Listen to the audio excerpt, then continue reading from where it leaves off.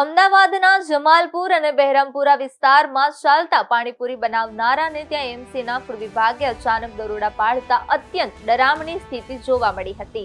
તપાસ દરમિયાન માલુમ પડ્યું કે જે પાણીપુરી લોકો હોંશે હોંશે ખાય છે તે અત્યંત અસ્વચ્છ જગ્યામાં તૈયાર કરવામાં આવતી હતી.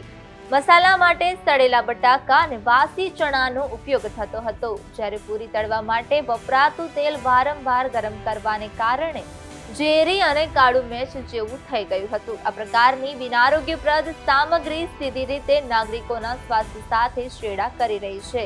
તો બીજી તરફ સ્વાદિષ્ટ લાગતા પાણીપુરીના પાણી પાછળનું સત્ય પણ એટલું જ ગંદુ છે. ઉત્પાદકો દ્વારા ગંદી કુંડીઓના નળમાંથી પાણી ભરીને તેનો ઉપયોગ કરવામાં આવતો હતો. આ પાણીને સંગ્રહવા માટે પણ કોઈ ચોખ્ખા પાત્રોને બદલે ડસ્ટબિન જેવા અસ્વચ્છ પીપળાઓનો ઉપયોગ થતો હોવાનું બહાર આવ્યું છે. ગંદકીના સામ્રાજ્ય અને અસહ્ય દુર્ગંધ વચ્ચે તૈયાર થતી આ પાણીપુરી ટાઇફોઇડ, કોલેરા અને અન્ય પાણીજન્ય રોગોને સીધું આમંત્રણ આપી રહી છે, જે જોઈને ખુદ આરોગ્ય વિભાગના અધિકારીઓ પણ સ્તબ્ધ થઈ ગયા હતા.